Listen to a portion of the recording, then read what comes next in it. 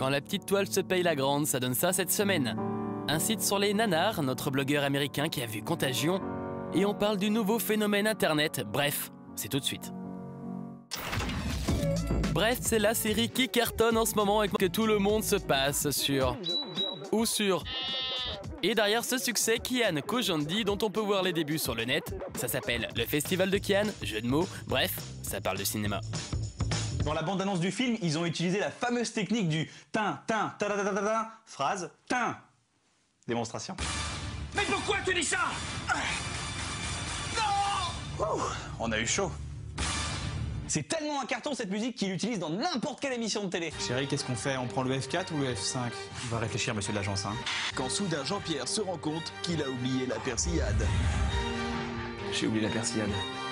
C'est Michael, il veut même plus nettoyer les crottes de la chèvre. Comment on peut être aussi malhonnête? Je crois que je vais craquer.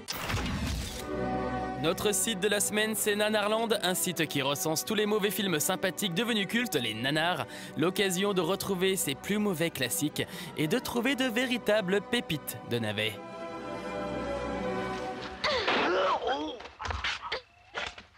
Ne la tuez pas, Sophia la veut vivante.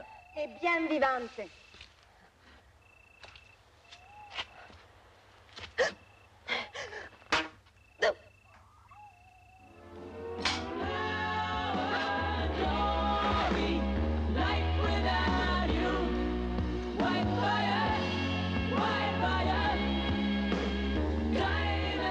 Imbécile!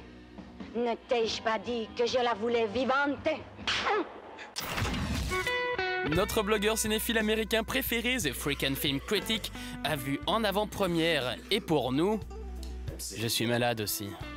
Contagion. Oui, Contagion, donc, de Steven Soderbergh, qui sort le 9 novembre chez nous. Et il nous dit ce qu'il en pense face à sa webcam, comme d'habitude. Dans Contagion, on y suit la vie de beaucoup de gens, et quand je parle de gens, je parle donc de beaucoup de personnages dans le film. Tellement que parfois on s'y perd un peu. Tout ce petit monde habite un peu partout sur la planète qui est touchée par un virus qui devient vite mortel, et donc, beaucoup de gens vont mourir. Beaucoup de personnages donc dans ce film et d'histoires parallèles, tellement que certaines sont forcément plus intéressantes que d'autres. À un moment, en tant que spectateur, on se dit « Ah ouais, j'aime bien ce personnage, je m'en fous de ce qui arrive à l'autre ». Par exemple, le personnage de Jude Law est super, quant à celui de Matt Damon, il n'est pas très intéressant. On finit par la rubrique « Je partage ma vie sur les réseaux sociaux et aussi mes problèmes ».